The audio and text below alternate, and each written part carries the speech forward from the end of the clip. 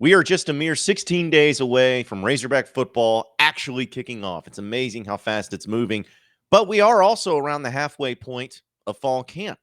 We've seen some things, we've heard some things, we've heard from coaches, we've heard from players, but what do we actually know? Let's talk about it on today's Locked On Razorbacks podcast.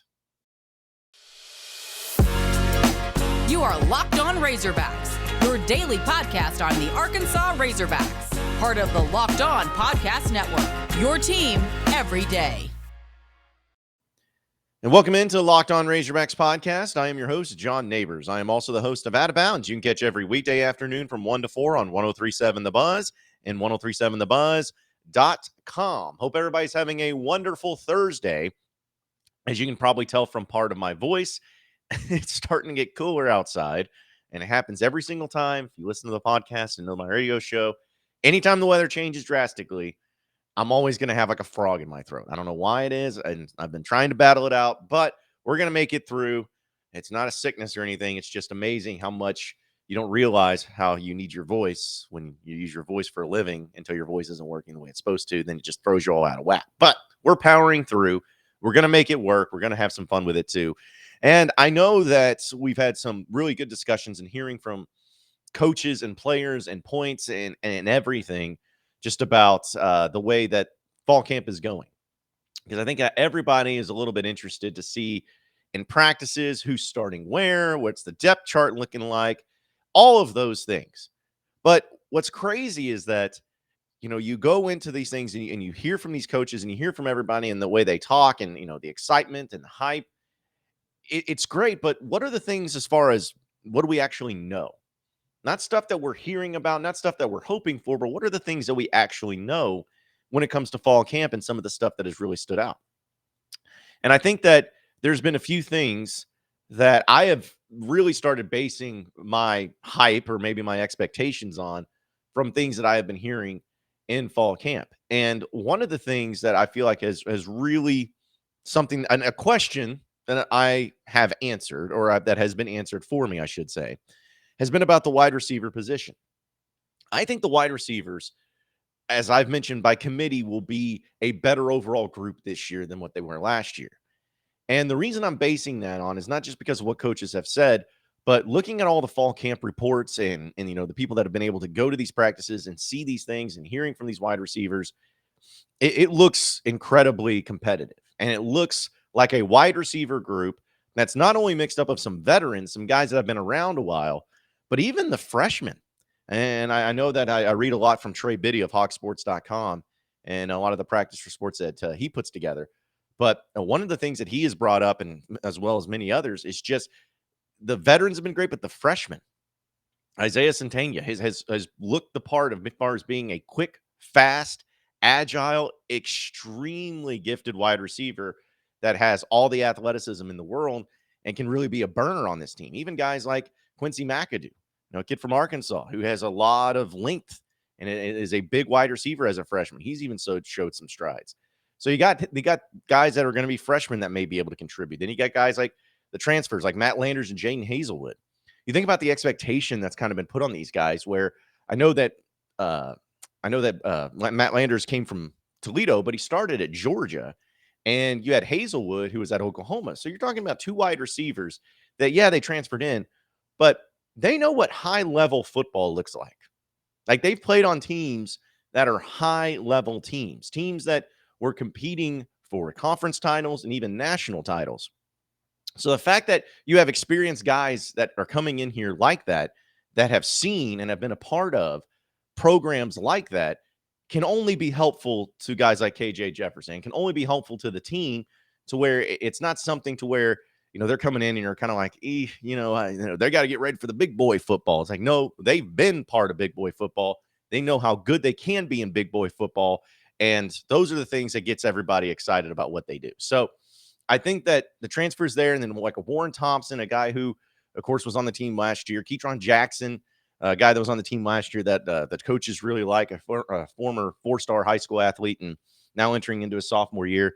Like, all of these things coming together, it makes me feel very strongly about Arkansas's chances of really getting better as an offense. And that question was not, again, something that we had been talking about, something we've been hearing about, but it certainly seems like it's there and it has gotten better and it's improved. And another thing that we know, and Sam Pittman has talked to the media now about fall camps, I guess 3 years now. I know the COVID year kind of threw a lot of things off and how things were explained and during fall camp. But if you have ever been around Sam Pittman or heard from Sam Pittman or listened to Sam Pittman, whatever, you know he is a very, very like easygoing guy, not strategic in how he says things or anything like that. He's pretty much just going to kind of tell you how it is. Like, he's not sugarcoating anything. He's not just saying things for the sake of saying them. I know that there's been previous coaches at Arkansas that would do that and be really good at it.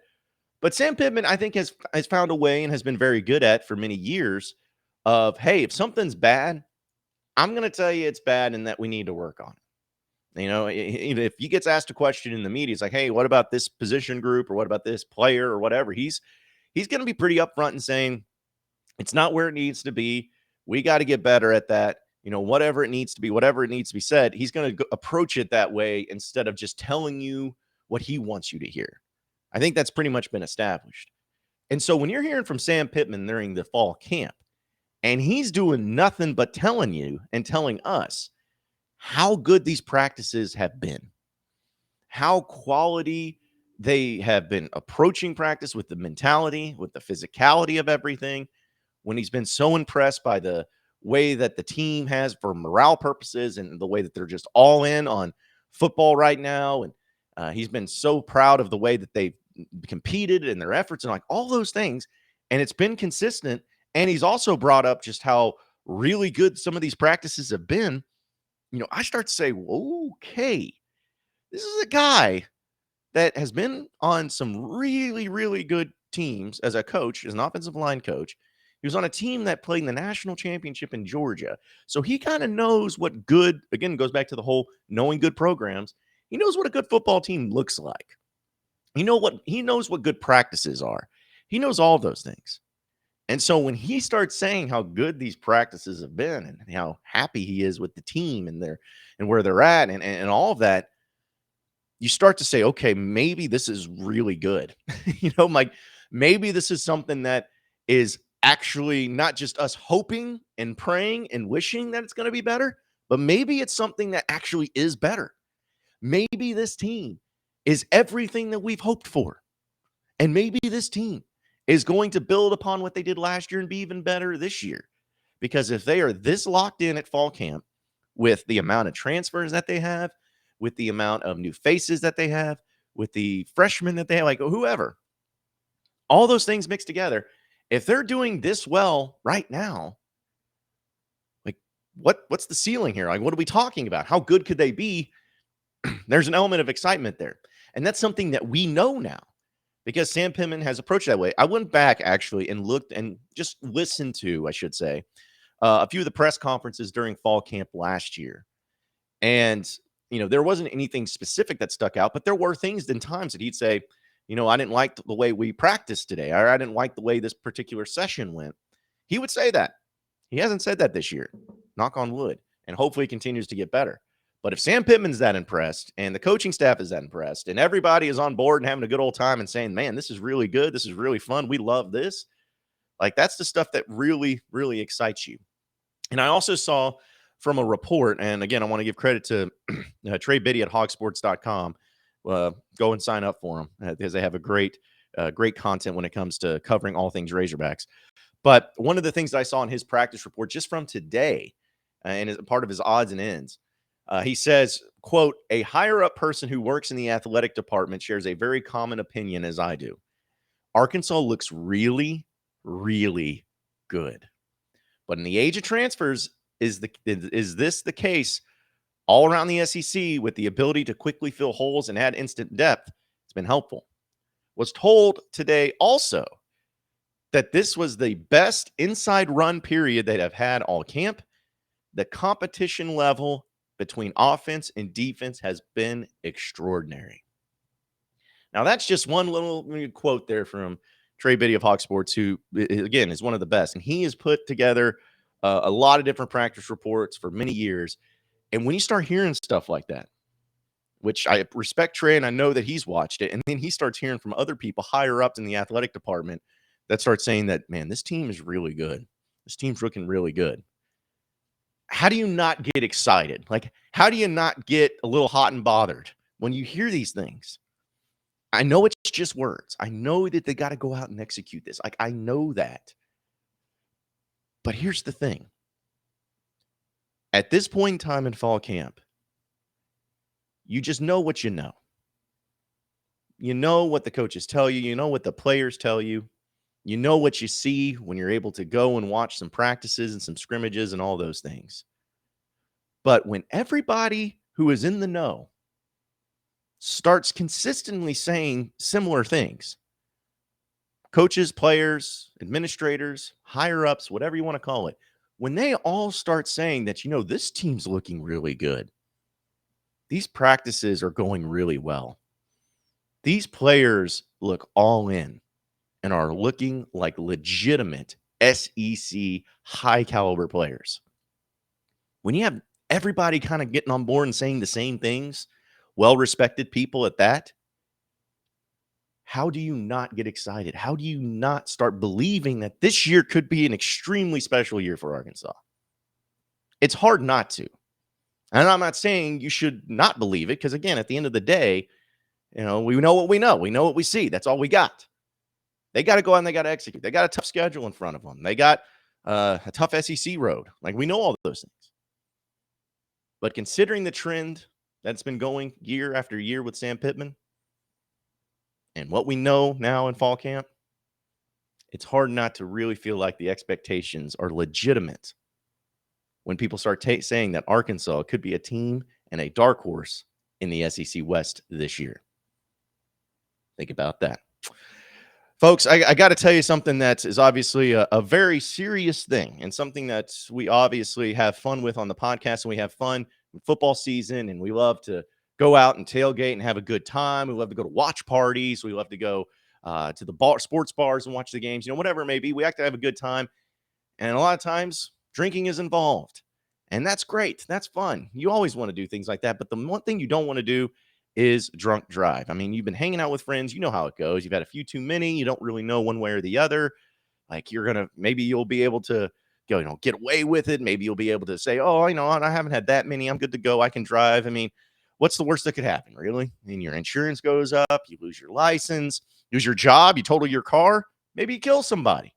That's something that nobody should ever have to deal with in their life, and especially you. Everybody knows about the risk of driving drunk, and the results are often tragic and deadly.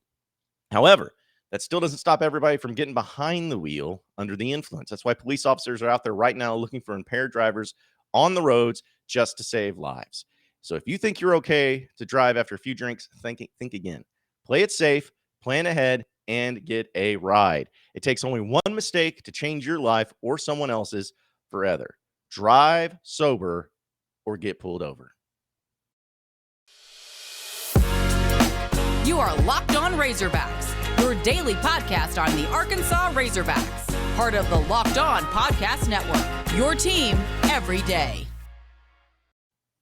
All right, so continuing on with the fall camp and everything going on with Razorback football right now, I'll have a pretty funny segment. I shouldn't say funny, but something that I actually really care a lot about coming up at the end of the show. But one thing that I keep being asked about, or I keep talking with people about when it comes to fall camp, and even things that I've been asked about when I'm talking to other people outside the state of Arkansas, is just, the thing about this schedule. Like, I know we talked a little bit about the schedule yesterday, but I want to bring it back up because you're going to be facing 5 top 25 preseason top 25 teams on this schedule. 2 of them are non-conference, which is almost unheard of if you really think about it. I can't remember a time where Arkansas had 2 high-quality non-conference games. Like, they've had some non-conference games where, for instance, when they played Texas back in 2008, they were really good. And, they had some teams that may have been pretty good as far as Group of 5 or the Sun Belt teams or whatever that could compete and win that. Like, I think Toledo and Texas Tech that year that Arkansas lost to both of them, unfortunately. But in 2015, that was like a year where you had two pretty good, high quality teams. Now, I'm not making excuses. Arkansas should have won both of those games, but that was the last time I can think about it. But this year, since you have two high quality non conference opponents, people keep asking, they're like, why does Arkansas keep doing that? Why do they keep scheduling these good non conference teams? And I'm like, if you know how football works, and especially with the scheduling, these are things that are made pretty far in advance. Like a lot of these games are like 8 to 10 years sometimes ago when they get scheduled. And so when you actually end up playing them when it comes around, if they end up being that good, it's just a coincidence. And I feel like that's almost something that happens every time for Arkansas whenever they schedule a non-conference opponent. If you think about, for instance, when Arkansas scheduled USC back in 05 and 06, they actually scheduled, I think I remember reading this, they actually scheduled them in like 1997 or 98, before Pete Carroll even got there to USC, before they were USC that you knew in the mid 2000s. And so when Arkansas scheduled, probably like, yeah, this will be fun. Nice little Pac-12 team that's, usually decent, maybe contending for the Pac-12 title, but pretty winnable. And lo and behold, Arkansas gets to play them when literally they're one of the greatest college football teams ever assembled. And Arkansas loses 70-17. It's amazing how that happens. Same thing with Texas in that year that Arkansas played them in 2008. Arkansas scheduled them, I think, in the early 2000s. And then Arkansas ended up playing them when they were Colt McCoy-led national championship caliber team. In fact, I think they actually played for the national championship that year against Alabama. I think it was that year. No. They did the next year. The next year they ended up playing. But still, they were like a number 3 team in the country or whatever. So they were really good. But, those are the things that's just like, it's a bad coincidence, essentially. And so the fact when you scheduled Cincinnati this year, if I'm not mistaken, when you actually did schedule them was back when Tommy Tuberville was the coach at Cincinnati.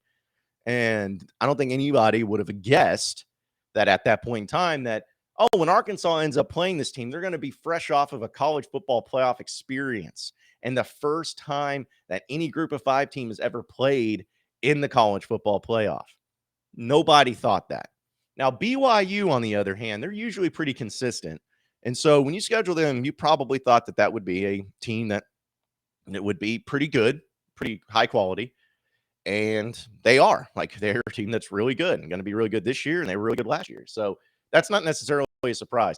But look at the future games, just because it's tradition, because it's the way it works. Just watch. There's going to be times where you're going to be facing off against, like Memphis, I know is on the schedule later. Guaranteed they're going to be like a top 15 team whenever you play them. Probably have like a Heisman Trophy dark horse on their team, something like that. That's going to happen. When you play Notre Dame, they're probably going to be, the best Notre Dame team ever assembled. Oklahoma State, Mike Gundy's finally going to get his undefeated year in coming off of that and returning all the starters. And that's when Arkansas is going to be able to play them. Like, it's just the tradition. It's just what happens. It's the way it goes. It's like I said, it sucks, but that's just the way it is. So we'll talk about the funny thing. And I wanted to bring up too, actually, I got to take a sip real quick. The whole frog in my throat. There we go. Yeah. I don't know if that even works, but I'm trying it out. But I wanted to tell everybody how excited I am that we have a new partnership here on the podcast. And we love all of our sponsors because they make it possible. They make it fun. They make it to where I'm able to do this every day and you're able to listen every day. But I'm extremely excited about welcoming in Brady Industries as part of the Locked On Razorbacks podcast this football season. So for all you cleaning and food service professionals, Brady Industries has been pioneering the way products and solutions are delivered to you, the cleaning and food service community, since 1947. Brady is new to the Arkansas community as of 2019, but the company has decades of experience serving more than 25,000 customers all over the country. And there's one guy that you need to call who can take care of all of your food service and janitorial needs. His name is Aaron Smith. Diehard Razorback fan, by the way. Love this guy. He's a guy that listens to the podcast every single day, and he's a guy that loves the Razorbacks, so he's good people. From cleaning chemicals to food service and amenity products, Aaron at Brady Industries has what you need. Aaron takes pride in providing exceptional value and service to his customers and offers expertise and innovative solutions to meet even the highest and toughest challenges. So call Aaron and he will help you get the best value for your facility and food service budget. Call Aaron Smith at Brady Industries, 501-424-8837, or you can visit supplies.bradyindustries.com to browse all that they have to offer. But really, it's just easier just to call Aaron, 501-424-8837. And here's the best part about it. If you call him and you mention that you heard about him and Brady Industries on the Locked On Razorbacks podcast, he'll take 15% off. So listen, it always pays to help and listen to the podcast. But even in this case, you get a great deal with Brady Industries by calling Aaron at Brady Industries. Again, 501-424-8837. Also, got to tell you about betonline.net. It's the fastest and easiest way to check in on all your sports betting needs. You can find your favorite sports and events online at the #1 source for odds, lines, and games. Find reviews and news of every single league, including Major League Baseball, NFL, NBA, NHL, combat sports, esports, and even golf. BetOnline continues to be the #1 resource for all of your sports wagering information, from live in-game betting, scores, and podcasts. They have you covered. Head to betonline.net today or use your mobile device to learn more about the trends and actions happening today at betonline.net, where the game starts. You are Locked On Razorbacks, your daily podcast on the Arkansas Razorbacks, part of the Locked On Podcast Network, your team every day. Okay, so final segment here on the Locked On Razorbacks podcast. This is something that really just boils my nuggets. And some of you may say that I'm overreacting. Who cares? Whatever. No. This is something that is very personal to me, and it bothers me. So today, the Big Ten officially signed their media rights deal with CBS. CBS is going to be playing, and not for the next 2 years, but once the contract's up in 2 years, they're going to be playing Big Ten football games on CBS. No more SEC games. SEC games are going to be strictly on ESPN and ABC. So we'll still get games. We'll still get all those things too. Be fine and be fun, but they're not going to be on CBS anymore. Now, everybody that's just in the right, who cares? You get to watch the game still. What does it matter? It's just on ABC instead of CBS. Well, here's the thing that matters, folks, for all you people out there that think it's so overrated and who cares and why you're making such a big deal out of it. That CBS song, you know when it hits. You know the one I'm talking about, the CBS Sports football, college football song that hits, that you go on War Machine's YouTube videos and you watch all those highlights and you end up.